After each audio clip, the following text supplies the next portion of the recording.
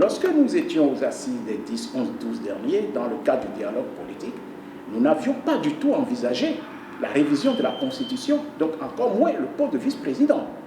Nous avions demandé que, de manière consensuelle, je dis bien de manière consensuelle, que les élections s'organisent au cours d'une année. Élections présidentielles, législatives, élections communales et municipales.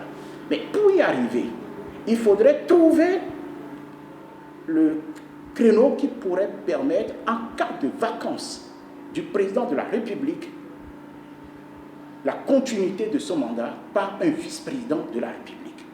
D'où la création du poste de vice-président.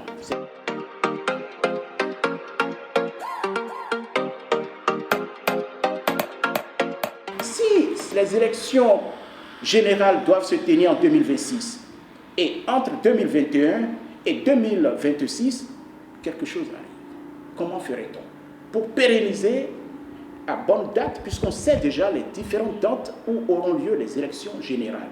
Donc il faudrait pouvoir permettre cette continuité-là.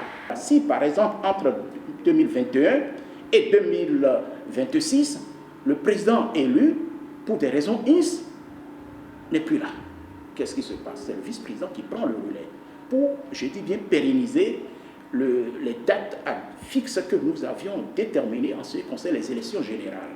Mais le vice-président, ce n'est pas quelqu'un qui est élu pour compléter, pour accompagner le président de la République.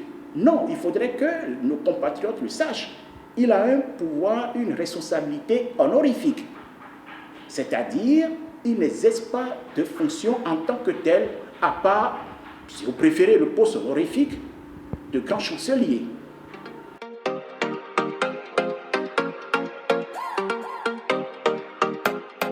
On n'ira pas, on ne va pas retourner aux élections pour élire quelqu'un d'autre. Non, on désignera celui-là. Donc, l'article 44 sera appliqué pour celui qui sera désigné, sauf le volet parrainage. Il en est de même en ce qui concerne le vice-président.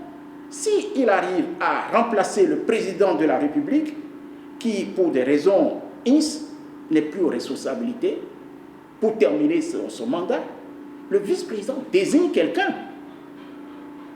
Il désigne quelqu'un. Ça ne veut pas dire qu'il y aura une élection pour désigner ou pour élire quelqu'un. Non.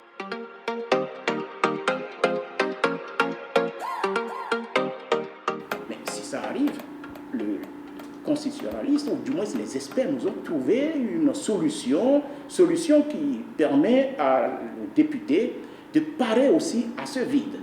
Automatiquement intervient le président de l'Assemblée nationale.